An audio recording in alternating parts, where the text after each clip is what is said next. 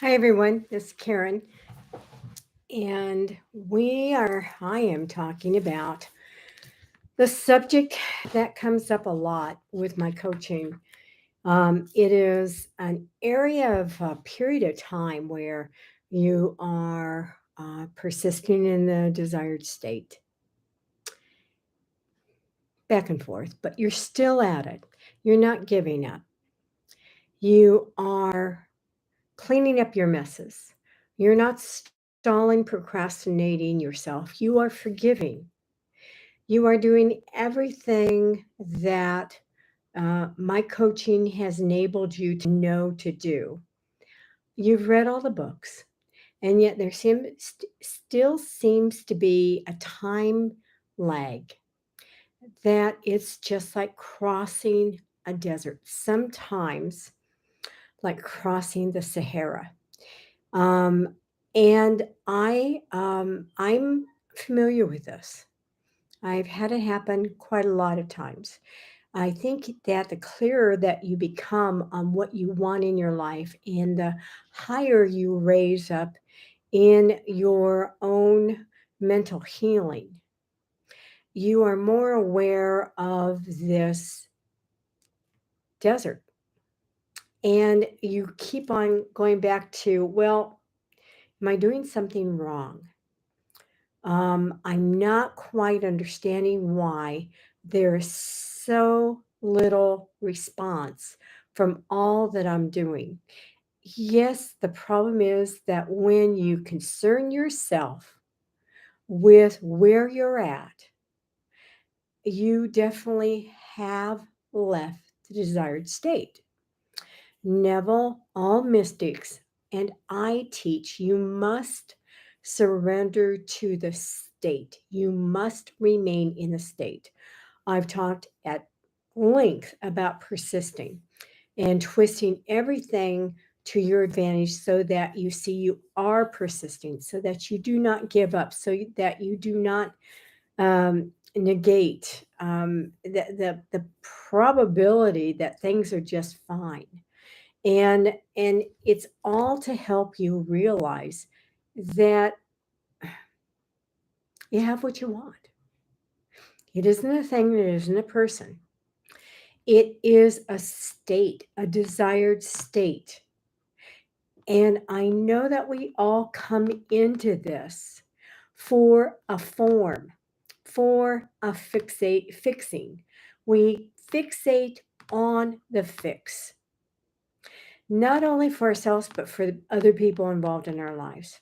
And that is the downfall. That when you get further along in the LOA, law of assumption community, you get an inkling of what.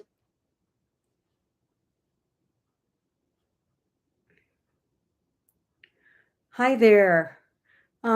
Who is Kay? Can you please say your full name? And I'm happy to put that in this talk. So, what you want to do is you want to switch over from a getting. Hi, Karen. Okay, Karen. Wait a minute, and I'll address that. Okay. So going back, um, it is an evolvement from a getting, from thinking that something outside you is going to fulfill you somehow, to realizing that it's actually a state that you are after. You're not after so much a man, you are after feeling complete within yourself. Yes, the man comes along if indeed that is part of your script. Of course it is. Um, coming along. But don't say that your life is incomplete just because you don't have the Mercedes, you don't have the job, you don't have the penthouse in New York City. And we often do this. I am fulfilled within myself. I do not need a man. And I mean that. And I communicate that very clearly. Therefore, I am not um, one of the cows in the pen that men go and seek sucking off their teats. I'm just not. Okay, I'm not even around there. So Karen asked a question. What might be good inner conversation prompts to enter the state of the wish fulfilled? The perfect one, Karen, is I am. And that's what you want to say. I am. Follow with a feeling of your wish fulfilled. But really experience that. You're welcome. Hi, Val. Hi, Nancy, dear. So, there is, by the way, Karen, there is a really good, let me get it on my phone. Brian Scott has a really good, I go to Brian Scott and Elmer Locker quite a bit on YouTube.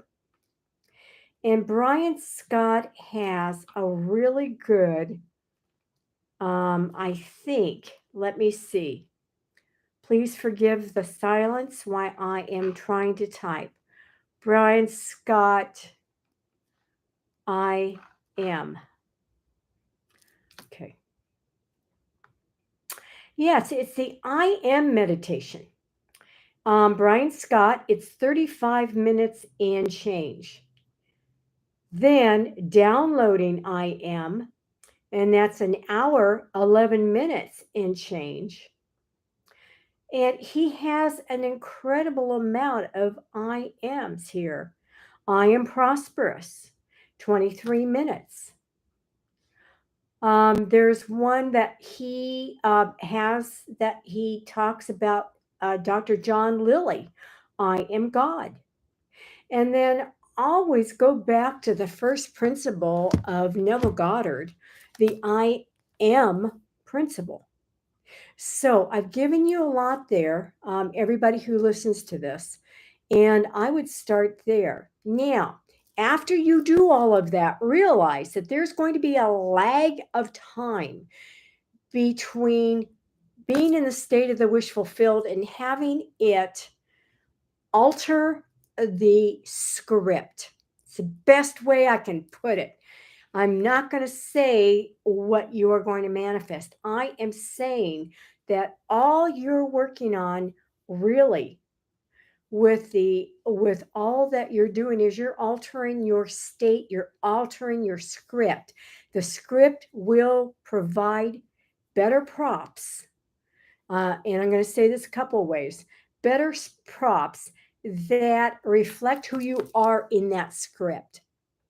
You will utilize those props, raise yourself to want a higher level. When you take that level in as valid as 100%, whoosh, you go into a different script, a better script. Meanwhile, in each script, there is a power that you radiate in, around you, through you, for you, that does all of the changes in your script. Okay, and you work in tandem with them. Now, it takes time to change the script, and as long as you hold fast in faith that you are doing, you're cleaning up your messes, you are handling all your commitments. I do have a checklist. You are not procrastinating and delaying. Hi, Janet. Um, Thank you for joining tonight. You're not procrastinating. You are in a state of forgiving, because there's two types, by the way, of manifesting. There's a manifestation of form, which some of us, like myself, started out and it was really difficult and I mastered it. And then the second part is the opposite side of that coin, and that is matters of the heart. That you may have your own house and you have furniture and you pay your bills and everything's fine and you have a lovely income however you do that. And you really are not after doing anything major in that respect, but you feel empty. You feel like you've been taken advantage of. You feel like you can't trust anybody. You've been disappointed all your life. If you fall in that category, and I know many of us do, I can once in a while, and then I get out of it because it's not my home. My home is being, a disappointment to others if I don't stand tall and deliver, which I do. So if you feel, past indiscretions from other people, etc., then your main focus should be on forgiving. And believe it or not, you're not forgiving them, you're forgiving yourself. But we see ourselves mirrored out in other people. And so they will act out to us what we are thinking on a deep level we are not in connection with, except through our brothers who are perfectly casted in our script to show us what we're thinking about ourselves. It's always self concept. Okay. And we want to get you raised up to the point where you realize that you're the operant power, you're God, and that because of that, God's here to give unconditional love and acceptance to everyone. You and your brother are one. So, and there's a desert there too, where I will forgive my ex husband, which I did.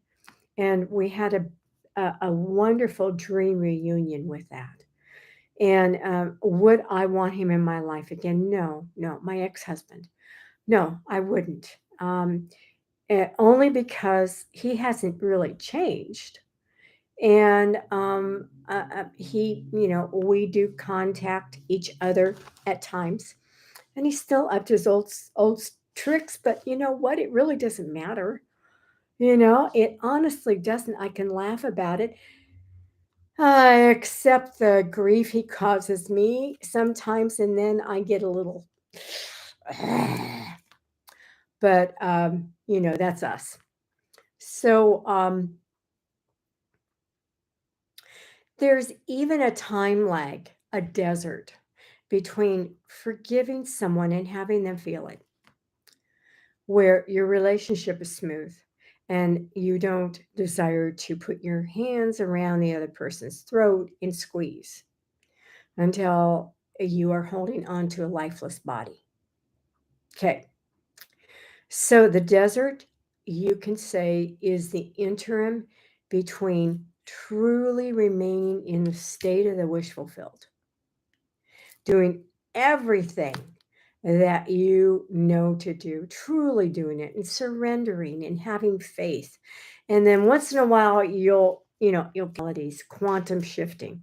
I did a really big quantum shift and I didn't think it out. And you know what? It was the perfect quantum shift for me.